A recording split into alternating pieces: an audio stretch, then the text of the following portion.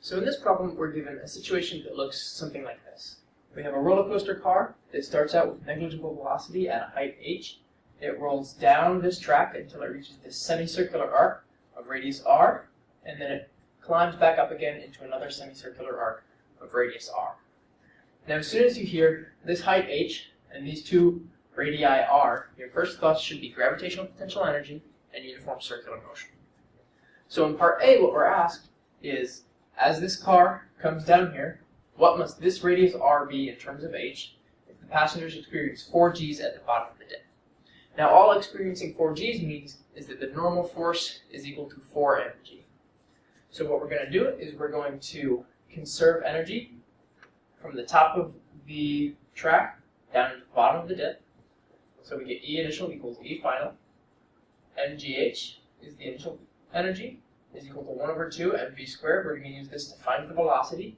And then once we have the velocity, we're going to find what the net force must be in order to induce uniform circular motion. So here we get v squared is equal to 2gh. And we're just going to leave it as v squared because remember, the uniform circular motion equation uses v squared rather than v. So now I'm going to box this off. And now we're going to do a sum of the forces. I'm not going to draw an isolation diagram, but you absolutely could if you wanted to. Inside of this arc, the acceleration has to be upwards positive. So that means that the normal force is going to be positive, and we're going to subtract out the force of gravity that's pulling down on the car. So now the normal force, remember, has to be equal to 4 mg, because they're experiencing 4 g's at the bottom of the track. So since the sum of the forces is equal to ma, we get ma is equal to 4 mg minus mg, and acceleration is equal to 3 times g. So I'm going to box this off. Now remember that in uniform circular motion, acceleration is equal to v squared over r. So now we can combine these two equations. We get 3g is equal to 2gh over r. And canceling out the g's and moving the r over here and the 3 over here, we get r is equal to 2/3 h. So this is our answer for part A. Now in part B, we're asked, given that r is equal to this value, what will the effective gravitational force be up here? What force will the passengers feel?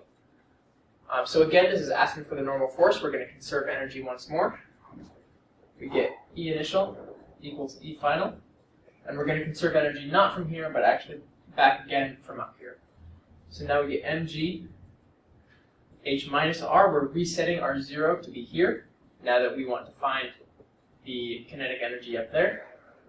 And that's going to be 1 over 2 mv squared again. Now h minus r is just going to be h over 3. So we get v squared is equal to 2gh over 3.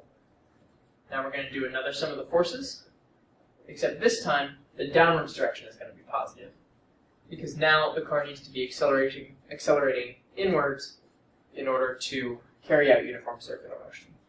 So if the downwards direction is positive, we get mg minus n is equal to ma. So we get n is equal to ma minus mg. Now the acceleration, again, has to be v squared over r. But in this case, it's just going to be 2gh over 3r. But remember that r is 2/3 h. So 3r is just 2h, and we get acceleration is equal to g. So plugging that in up here, we get n is equal to mg minus mg is equal to 0. So the passengers are going to be temporarily weightless when they reach the top of that arc.